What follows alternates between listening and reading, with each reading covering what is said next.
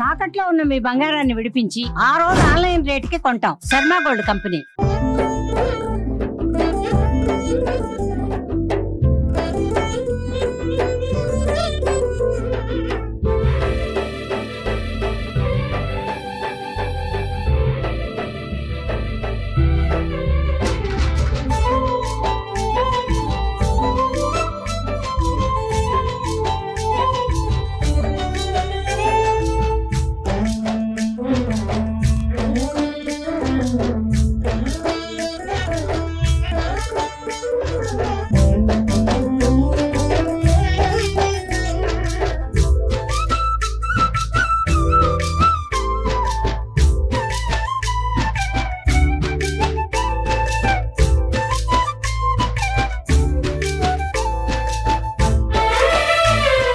నమస్కారం, welcome to Suman TV.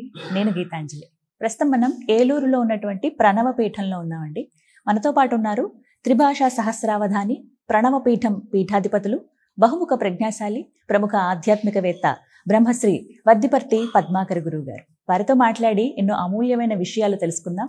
గురుగారితో మాట్లాడదాం. గురుగారు నమస్కారం అండి. మీ పాదాలకు నా నమస్కారాలు. చాలా సంతోషం మిమ్మల్ని కలవటం. ఎప్పటి నుంచో అనుకుంటూ ఉన్నాం, సందర్భం రావాలి దేనికైనా అని అంటారు. ఇంటర్వ్యూకి అంగీకరించినందుకు ధన్యవాదాలు తెలియజేస్తున్నాము. ఎన్నో సందేహాలండి. ఇందులో భాగంగా కొన్ని ప్రవచనాలు కావచ్చు, అలాగే ఆధ్యాత్మికంగా ఉన్నటువంటి కొన్ని వీడియోస్ కానీ ఇలా చూస్తూ ఉన్నప్పుడు కొన్ని సందేహాలు ఇంకా రెట్టింపు అవుతూ ఉన్నాయి. సప్త చిరంజీవులు, వీరిలో అశ్వత్థామ ఒకరని చెబుతూ ఉంటారు. కానీ ఈ మధ్య కొన్ని వీడియోస్లో చూస్తున్నాము, కొందరు చెప్పగా విన్నాము, అశ్వత్థామ లేరు, మరణించారు అని. అంటే సప్త చిరంజీవుల్లో ఒకరిగా ఉన్న ఆయన అంటే చిరంజీవి మరణించడం అనేది ఎలా? కానీ మీ వీడియోలు కొన్ని మేము గతంలో చూసిన వాటిల్లో ఆయన ఎప్పటికీ మరణించరు, వారికి మరణమే ఉండదని మీరు చెప్పారు. అసలు అశ్వత్థామ ఉన్నారా, లేక అసలు ఏం జరిగింది? వీటి గురించి వివరణ కోరుతున్నాం. నమః శివాభ్యాం నవయౌవనాభ్యాం పరస్పరాశ్లిష్ట వపుర్ధరాభ్యాం నగేంద్రకన్యా వృషకేతనాభ్యాం నమో నమః శంకర పార్వతీభ్యాం.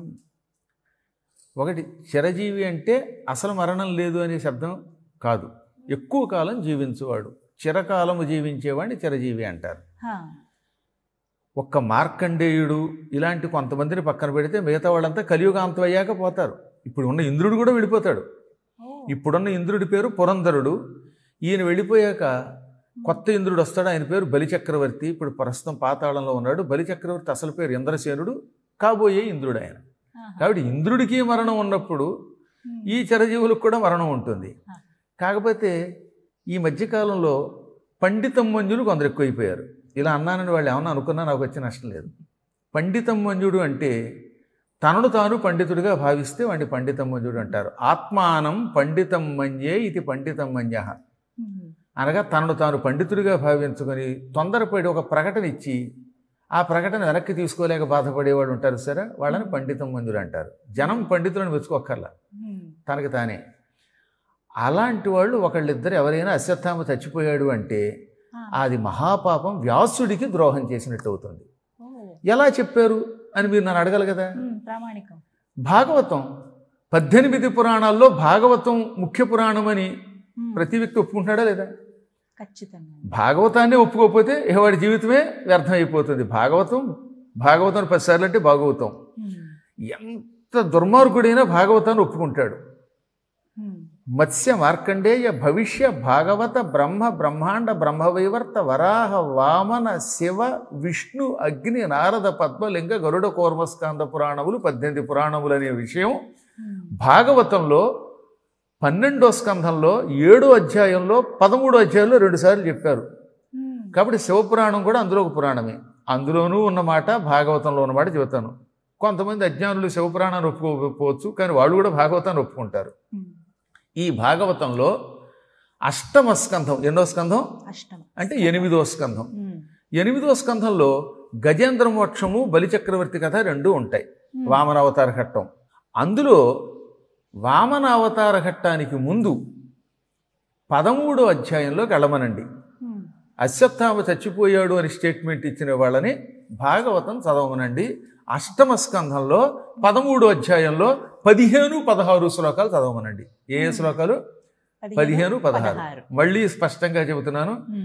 ఇంటి దగ్గర కూర్చుని శ్రీమద్ భాగవతం వ్యాసుడు రాసిన దాన్ని తీసుకోమనండి. అందులో 8వ స్కంధం అష్టమ స్కంధం అధ్యాయం 13 శ్లోకములు 15-16. అందులో ఏమని చెప్పారు వరుసగాను? గాలవో దీప్తిమాన్ రామ ద్రోణపుత్ర కృపస్తథ ఋష్యశృంగ పితాస్మాకం భగవాన్ బాదరాయణ. అందులో శుకుడు పరీక్షితుతో చెప్పాడు. ముందు దీప్తిమంతుడు 7 మహానుభావులు ఇప్పుడు ప్రస్తుతం బ్రతికి ఉన్నారు. ఈ 7 స్వ ఆశ్రమ అంటే తమ ఆశ్రమాలలో, హిమాలయాలలో ఉన్న ఆశ్రమాలలో ప్రస్తుతం నివసించి ఉన్నారు. 16వ శ్లోకంలో చెప్పారన్నమాట. వాళ్ళంతా తమ ఆశ్రమాలలో ఉన్నారు. ఆ ఉన్నవాళ్ళు ఎవరు? మొదట ఆయన పేరు దీప్తిమంతుడు. గాలవుడు అనేవాడు రెండోవాడు. రాముడు అంటే పరశురాముడు అంటే ఇక్కడ శ్రీరాముడు కాదు, పరశురాముడు. ద్రోణపుత్ర ద్రోణుడి కొడుకు అంటే ఎవరు? అశ్వత్థామ. కృపాచార్యుడు అంటే ద్రోణుడి యొక్క బావమరిది. ద్రోణుడి భార్య పేరు కృపి యొక్క అన్నగారు కృపాచార్యుడు, అశ్వత్థామ మేనమామ ఈయన. 6వవాడు ఋష్యశృంగుడు. ఇంకా 7వవాడు అస్మాకం పిత అంటే నా తండ్రి. శుకుడు తండ్రి ఎవరు? వ్యాసుడు. భగవాన్ బాదరాయణ. అందుకే ఇక్కడ బాదరాయణుడు మా నాన్న. ఈ 7 స్వధర్మ నిష్ఠితా స్వ ఆశ్రమ నిలయా తమ ఆశ్రమాలలో తమ పనులు చేసుకుంటూ ప్రస్తుతం నివసిస్తున్నారు. తమ ఆశ్రమాల్లో వాళ్ళు ఉన్నారు. ఈ 7 రేపు రాబోయే కాలంలో ఈ ఇంద్రుడు వెళ్ళిపోయాక, అనగా ఇప్పుడున్న పురంధరుడు వెళ్ళిపోయాక బలిచక్రవర్తి ఇంద్రుడు అవుతాడు. అప్పుడు వీళ్ళు సప్త ఋషులు అవుతారు. ఎవరు? వీళ్ళే సప్త ఋషులు, రాబోయే సప్త ఋషులు వీళ్ళు. భాగవతం చెబితే కాదు అన్నాడంటే ఇంక వాడిని ఏమనాలి మనం? ఈ 7 ప్రస్తుతం తమ ఆశ్రమాలలో ఇదిగో బతికి ఉన్నారు, తమ పనులు చేసుకుంటున్నారు. వీళ్ళే బలిచక్రవర్తి ఇంద్రుడు అయినప్పుడు ఈ ఇంద్రుడు ఆయువు తీరిపోయిన తర్వాత రాబోయే మన్వంతరంలో సప్త ఋషులు అవుతున్నారు.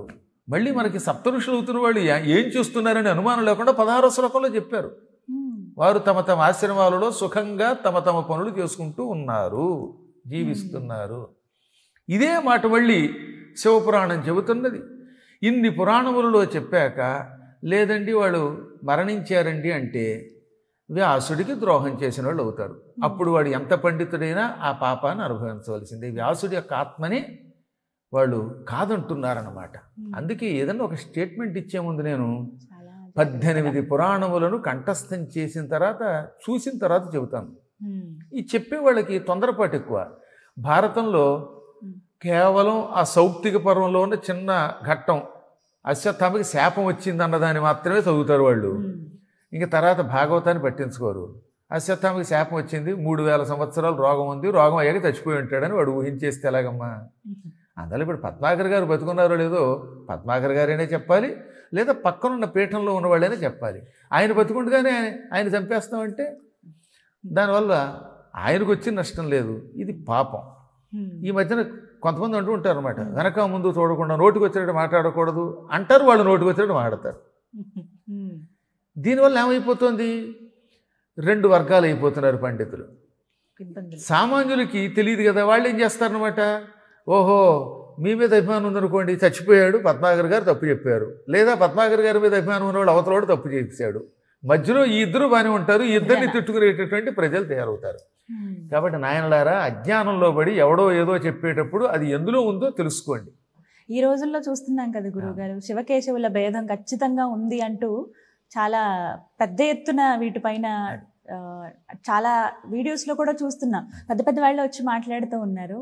అంటే చూసే మాలాంటి వాళ్ళకి ఇంకాస్త సందేహం, ఇంకాస్త ఆందోళన కూడా అంటూ ఉంటుంది. అవును, ఇప్పుడు నాబోటి వాళ్ళకి శివకేశవుల్లో భేదం కనపడదు. ఎందుకని? భాగవతాన్ని 400వ పర్యాయం సప్తాహంగా చేయబోతున్నాం. అంటే 400 సప్తాహాలు చేశానంటే కృష్ణుడి మీద ఎంత భక్తి ఉంటుంది? ఆ కృష్ణుడి మీద ఎంత భక్తి ఉందో శివుడి మీద కూడా అంతే భక్తి ఉంటుంది. శివుడి దగ్గరికి వెడితే నాకు శివుడిలో కృష్ణుడు కనపడతాడు, కృష్ణుడు చూస్తున్నప్పుడు కృష్ణుడిలో శివుని చూడగలుగుతాను. ప్రతి ప్రాణిలో పరమాత్మను చూడమని వేదములు చెబుతూ ఉంటే పరమాత్మలో ఇంకో పరమాత్మను చూడలేకపోవడం అంత దురదృష్టం. భగవద్గీత చదవరు వీళ్ళు. అందులో రుద్రాణం శంకరశ్చాస్మి అని కృష్ణుడు చెప్పాడా లేదా? రుద్రులలో శంకరుణ్ణి నేనే, అన్నీ నేనేం చెప్పాడు ఆయన. భగవద్గీతలో శ్రీకృష్ణుడు ప్రహ్లాదశ్చాపి దైత్యానాం, రాక్షసుల్లో ప్రహ్లాదుణ్ణి, వైనతేయశ్చ పక్షిణాం, పక్షులలో నేనే గరుత్మంతుణ్ణి, మృగాణాంచ మృగేంద్రోహం అనగా జంతువులలో సింహాన్ని నేను, అలాగే కవులలో ఉసినసుణ్ణి అంటే ఎవరిని? శుక్రాచార్యుణ్ణి, మహాత్ములైన ప్రతిభావంతులైన వాళ్ళలో గురువుని అంటే బృహస్పతిని నేను, ఇలా అన్నీ తానేం చెప్పాడు. అటువంటి పరమాత్మ సర్వాంతర్యామి శివుడులో లేడనుకోవడం ఒక మూర్ఖుడి యొక్క దురదృష్టం. విష్ణువులో శివుడు లేడనుకోవడం మరొక దురదృష్టవంతుడి యొక్క దౌర్భాగ్యం. అది నాకైతే ఈ చరాచర జగత్తులో మీలోనూ ఆ కెమెరా పెట్టే ఆయనలో చీమలో దోమలో కూడా కనపడతాడు. వ్యవహార రీత్యా వాడితో విరోధిస్తున్నాం తప్ప అభిప్రాయంతో భేదించం. ఇప్పుడు ఉదాహరణకి ఓ సింహం వచ్చి మిమ్మల్ని చంపేస్తుంటే ఆత్మరక్షణకి సింహాన్ని చంపుతారు తప్ప మీరు వ్యక్తిగతంగా సింహం మీద ద్వేషం పెట్టుకోవట్లేదు ఎవరో కూడా, అవునా? ఆకలి వేసి మాంసం తినేవాడికి కూడా మేక మీద ద్వేషం లేదు, ఆహారం మీద వ్యామోహం తప్ప. సామాన్యుల్లోనే ఇలాంటి లక్షణాలు ఉంటే చదువుకున్న వాళ్ళల్లో ఎలాంటి లక్షణాలు ఇంకా ఉండాలి కదా, గొప్ప లక్షణాలు ఉండాలి కదా. కలి ప్రభావం. అందుకే భాగవతంలో ఏమన్నాడో తెలుసా? కలిర్ధర్మ వినాశక. కలి అంటే ధర్మమును నాశనం చేస్తాడు. అలాంటి వాళ్ళు కొంతమంది అజ్ఞానంలో పడ్డాడు. ఇంకో రహస్యం కూడా ఉందమ్మా. శాస్త్రాన్ని చిన్నప్పటి నుంచి సంస్కృతాన్ని గురువుల దగ్గర అభ్యాసం చెయ్యాలి.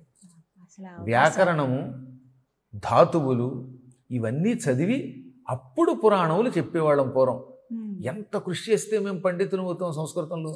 ఇన్ని అవధానాలు చేసి ఇన్ని పద్యాలు ఇన్ని శ్లోకాలు చెప్తున్నాం అంటే అవేమీ ఉండదు. ఇప్పుడు నాబోటివాడు నేను గీతా ప్రెస్ వారి కోసం గరుడ పురాణం రాసి పెట్టాను. అలాంటి గరుడ పురాణంలో ఎక్కడో ముక్క చదువుతాడు, దాని పూర్వాపరాలు చదవడు, ఆ ఒక్కదాన్ని ప్రమాణం అనుకుంటాడు వాడు. వెనక ముందు చదవాలి పైగా. అలాగే ఈ తాత్పర్యాలు రాసేవాళ్ళ మీద ఆధారపడతారు చాలామంది. ఆ తాత్పర్యం చదువుకోవడం, ఆ పుస్తకం చదువుకుని అదేదో గొప్ప స్టేట్మెంట్ అనుకోవడం. అలా కాకుండా తన ప్రతిభ ఉన్నవాడు మాత్రమే పండితులతో వాదోపాదాలు చేయాలి. ఇప్పుడు దూర్బల ప్రభాకర శర్మ గారు కొవ్వూరులో ఉంటారు, మహాత్ములు. సంస్కృతం ఆయన రూపంలో పుట్టింది. అలాగే బేతవోలు రామబ్రహ్మం గారు, ఇలాంటి మహాత్ములు వీళ్ళు చదువుకున్నారు. బాగా చదువుకున్న పండితులు ఒక పుస్తకానికి వ్యాఖ్య రాస్తే ఒక రకంగా ఉంటుంది. ఆ వ్యాఖ్యానంలో ఉన్న అర్థాన్ని తెలియక దాన్నే పట్టుకుని చదువుకుని ఏదో స్టేట్మెంట్ ఇచ్చేవాడు ఒక రకంగా ఉంటారు. ఇవాళ ఎక్కువ మంది స్టేట్మెంట్ ఇచ్చేవాడు ఎవరికి సంస్కృతం మీద పట్టు లేదు. ఆ పట్టు లేకపోవటంలో అశ్వత్థామ చచ్చిపోయాడు అని ఒకడు, లేకపోతే శివుడు వేరు విష్ణు వేరు అని ఒకడు. అసలు శివలింగం అంటే అర్థం తెలియకపోతే లింగం అంటే ఏమిటి? లీనం గమయతీతి లింగ, అంతా తనలో కలుపుకుంటుంది, లయం చేసుకుంటుంది కాబట్టి లింగము అంటే అది. ఇప్పుడు ఈ శివుడిని తిట్టేవాళ్ళు ఉన్నారు, వీళ్ళు ఉన్నారు ఖచ్చితంగా మనం చూస్తున్నాం. వీళ్ళంతా సుందరకాండ చదువుతున్నారు కదా, అక్కడ లింగ శబ్దానికి అర్థం ఏమిటి? హనుమంతుడిని సీతాదేవి అడిగింది. ఎవరిని? హనుమంతుడిని సీత. సుందరకాండంలో పైగా ఇంకోటి రాయిలా వాల్మీకి రాసిన దాంట్లో యాని రామస్య లింగాని లక్ష్మణస్య చ యానివై, అంటే రాముని యొక్క లింగములు ఏమిటి, లక్ష్మణుని యొక్క లింగములు ఏమిటి అని అడిగింది. ఇక్కడ లింగం అంటే ఏమిటి? ఈ పిచ్చపీరుకి తెలియక లింగం అంటే తిడుతున్నాడు. కానీ సుందరకాండంలోనే ఉంది కదా. సుందరకాండంలో యాని రామస్య లింగాని అని లేకపోతే నేను ఇలాంటి స్టేట్మెంట్లు ఉపసంహరించుకుంటాను, క్షమార్పణ చెబుతాను. లింగము అంటే లక్షణము. ఏమిటి లక్షణం? యాని రామస్య లింగాని అంటే రాముని లక్షణములు ఏమిటి, లక్ష్మణస్య చ యానివై లక్ష్మణుని యొక్క లక్షణములు ఏమిటి. ఇంత స్పష్టముగా అక్కడ లింగ శబ్దమునకు లక్షణము అన్నీ కలుపుకొనున్నది, ఇన్ని అర్థాలు ఉన్నాయి. అది తెలియక ఆ లింగాన్ని ద్వేషించే మూర్ఖుడు సుందరకాండంలో ఈ స్టేట్మెంట్ను కూడా తిరస్కరించవలసి వస్తుంది. అవునా? రామాయణం బాలకాండలో శివుడి కథ ఉందా? గంగా ప్రవాహం కథ ఉంది కదా. బాలకాండంలో రాముడికి ఎవరు చెప్పారు? విశ్వామిత్రుడు చెప్పాడు. కుమారస్వామి కథ చెప్పాడా లేదా? ఇది వింటే పాపాలు పోతాయి అన్నాడు. ఏది? విశ్వామిత్రుడు రాముడితో. అప్పుడు రాముడు నేను పొరపాటున శివుడి కథ విన్న అన్నాడా? యుద్ధం పూర్తయింది. యుద్ధం అయ్యాక శివుడు ప్రత్యక్షం అయ్యాడు. ఎవరికి? రాముడికి. అంతా రాముడిని అందరూ నువ్వు విష్ణువు అంటే ఆత్మానం మానుషం మన్యే రామన్ దశరథాత్మజం. నన్ను నేను మనిషి అనుకుంటున్నాను, దశరథుడు కొనుక్కుని అనుకుంటున్నాను, మీరేమో విష్ణువు అంటున్నారు, నేను ఎవరినని అడిగాడు. ఏది రాముడు ఏమి ఎరగనట్టుగా, పరమాత్ముడు విష్ణువు అయ్యుండి కూడా. అంటే రాముడు మానవుడి కింద నటించడానికి వచ్చిన మహాత్ముడు కనుక. అప్పుడు శివుడు ఏమన్నాడు, మహాత్మా నువ్వే ఆది విష్ణువి, మేమందరం ప్రార్థిస్తే భూలోకంలో పుట్టావు రాముడిగా అన్నాడు. అక్కడ వాల్మీకి యుద్ధకాండంలో షడర్ధనయన శ్రీమాన్ అంటాడు. ఏమంటాడు? షడర్ధనయన శ్రీమాన్. శివుడి గురించి చెబుతూ షట్ అంటే ఏమిటి? 6. అందులో అర్ధ అంటే సగం అంటే ఎన్ని అవుతాయి? 3. షడర్ధ అంటే ఇప్పుడు అర్థం ఏంటి? 3. అర్థమైందా మీకు? హాఫ్ ఆఫ్ 6 అంటే అర్థం ఏంటి? 3.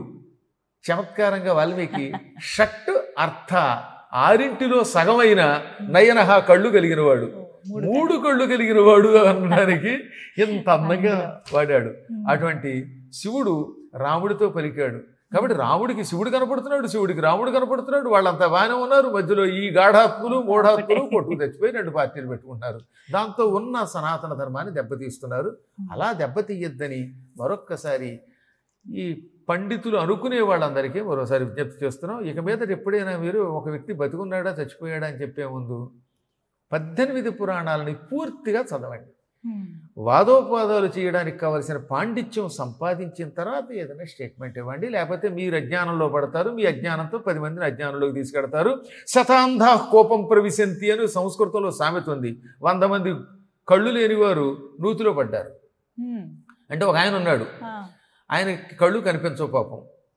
ఆయన వెనకాతలు ఇంకో కళ్ళు కనిపించినవాడు చెయ్యొచ్చుకుని పెడుతున్నాడు. ఆయన వెనకాతలు ఇంకోడు. ఇలా 100 మంది పాపం కళ్ళు లేని వాళ్ళట. ఎదురుగుండా పెద్ద నుయ్యి ఉంది, దిగుడు బావి. దాంట్లోకి వరలు లేవు. ఈ ముందు పెడుతున్నాడు కళ్ళు కనపడవు కనుక గబుక్కుని అందులో పడ్డాడు. ఆయన చెయ్యొచ్చుకొని లాగడం అని వెనకాతలు పడ్డాడు. చేతులు గట్టిగా పట్టుకుంటారు కదా వీళ్ళు, ఒకళ్ళ చేతిలో వాళ్ళు గట్టిగా పట్టుకోవడం వల్ల ముందు ఆయన పడిపోగానే ఏదో పడిపోతున్నాడు, నీ చెయ్యి గట్టిగా పట్టుకోవడంలో వీడు పడ్డాడు, వాడు వెనకాతలు ఇంకోటి పడ్డాడు. 100 మంది పడ్డారు. 100 మంది అంధులు కోపం ప్రవిశంతి నూతిలో పడ్డారు అన్నట్టుగా ఒక సరైనటువంటి విజ్ఞానం లేనివాడి యొక్క అనుయాయులు, దాన్ని ఫాలో అయ్యేవాళ్ళు ఈ యూట్యూబ్లో అందులో పడతారు. అందుకే ఈ అపోహలకి అన్నిటికీ ఒక సమాధానం ఇచ్చారు నిజంగానే. ఎందుకంటే ముందే మీ వీడియోలో ఒకటి ఇలా చూస్తున్నాము, మాకే సందేహం అనిపించింది, కానీ ఈ వీడియో ద్వారా మరొకసారి నివృత్తి అయ్యాయి. ధన్యవాదాలు గురువుగారు.